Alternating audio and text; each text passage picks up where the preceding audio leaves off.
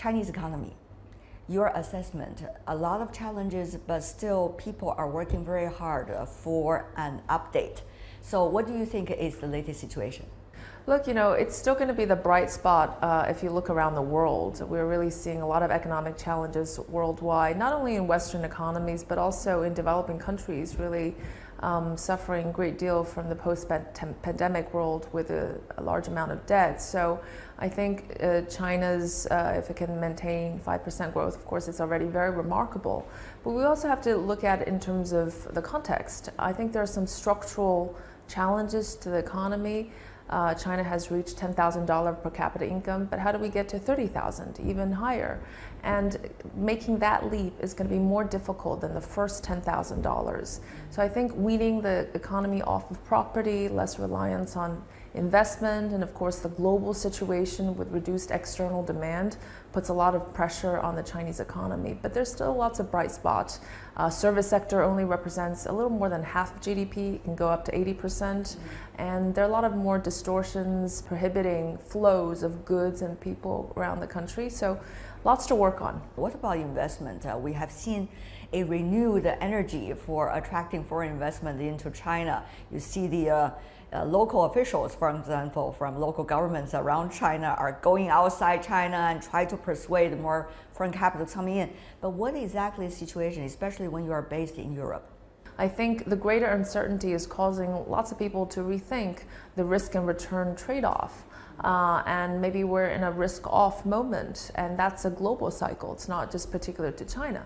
But added to the fact that China was in a situation where there was less communication with the rest of the world in the last few years. We're just opening up, and I think at the forum, at the New Champions meeting, it's all about China's open for business.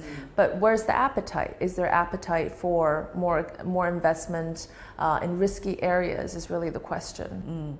New technologies, of course, is bringing us a lot of new momentum in China. Infrastructure for digitization is certainly one of the quite best in the developing world, and huge base as well. But how much will the overall structural changes happening as a result of the new technology is still be a question mark? Well, technology is obviously going to be critical. It is the only factor that will sustain growth in the long run. So that's why it's good to be putting in so much effort on innovation.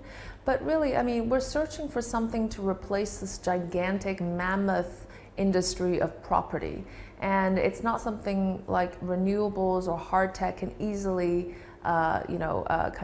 be equal in measure to providing the kind of jobs and investments. So we have to be realistic. It's a transition towards slower but higher quality growth, more sustainable growth, and that means there has to be sacrifice made along the way. And so in the transition, maybe slower amount of growth, but in the long run, it's just the only thing that matters is productivity. So what do you see, Professor, when you are based in Europe, talking to international business community often? Would be the best way to be persuasive based on facts? In the West, they've taken 100 years to understand the importance of communication, transparency, and in fact, the flip side of being more open is that the demands are higher for you to kind of transmit, carefully the information.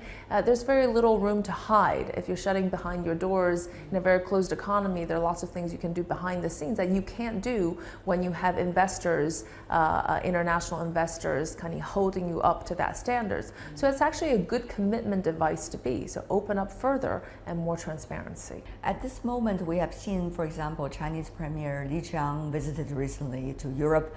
Looking at the prospect of European businesses, how do you look at the reality, which has been quite a big base, but what is the momentum here? Well, in Europe, the economy is suffering from, really important challenges and potentially structural, but also short-term due to the geopolitical situation. So if you ask these different groups of countries in Europe, they have really strong motivation to get their economy going. And echoing the Premier's speech, it's about collaboration. It's about making the pie bigger. And the Europeans understand very thoroughly how important it is to keep open the trade and investment channels. And I think it's striving to build more of these bridges, no matter how challenging the circumstances are. And different countries will have different priorities between security and the economy, but I have to say, from what I'm hearing by being there, the economic interests are becoming priority recently. First of all, they're looking more introspectively. What does the government need to do? Potentially more fiscal policy. You know, actually, there are lots of challenges around all these countries, and even the UK. There's a great deficit in investment in public education to the detriment of the quality and standards. So they're asking themselves, what should the government do more? And second, of course, is the global connection. Now, China is very much integrated in the global supply chain. It is one of the largest exporters and importers of intermediate inputs, which goes into other people's production and makes them more productive. And so it's very important to keep those channels open and to harness the stability of the supply chain and reduce costs. U.S.-China, since you mentioned it, I will also want to touch on that. Secretary Blinken from the U.S. visited China. It brings some kinds of positive atmosphere, at least, to this relationship in front of the public. But how much do you see this is only the very beginning of the beginning, or this is only a brief moment looking at what is ahead in politics? I think we might see some pendulum swings. Sometimes when it's gone too far in one direction, politicians will want to correct it back, and there's a degree of mean reversion. Although we don't know what the trend is like, potentially not so optimistic on that front. But I think there's always that level of sanity and expertise around these key politicians that will try to stabilize relations, because I think everybody understands, as echoing the Premier's speech, it's man-made, it's manufactured. A lot of these tensions should not exist and is harming everyone around the world. And I think there will be people who will realize that from time to time and correct it. But I think generally, we need to find coexistence in this very diverse, multicultural world. JFK once said, "Make the world safe for diversity." How do you see businesses, particularly American businesses, and U.S.-China businesses in the environment of the China-U.S. Reality right now? What is the so-called smarter choices? Well, first of all, American and Chinese companies share one common feature, which is they're highly competitive and they like to win. And it's that competitive nature that pushes their innovation and actually makes everybody better off, especially the consumers. It's that finding that degree of competitive collaboration where you both compete and collaborate that I think is the sweet spot and a more realistic spot.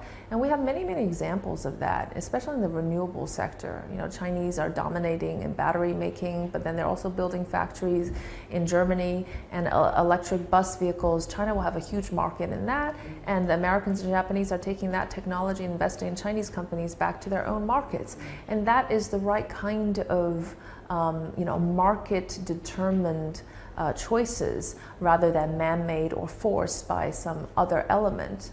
But I think that trust is really important as well, and we're losing a lot of trust in this environment. But again, there's a difference between the macro and the micro. For instance, in AI collaboration, the AI collaboration between China and US is far outstrips any second country pair. To a large degree. I hope that will continue, and I think there's a lot of interest in American businesses coming into China and vice versa, but can we harness that macro environment to increase the trust and say both are open for business?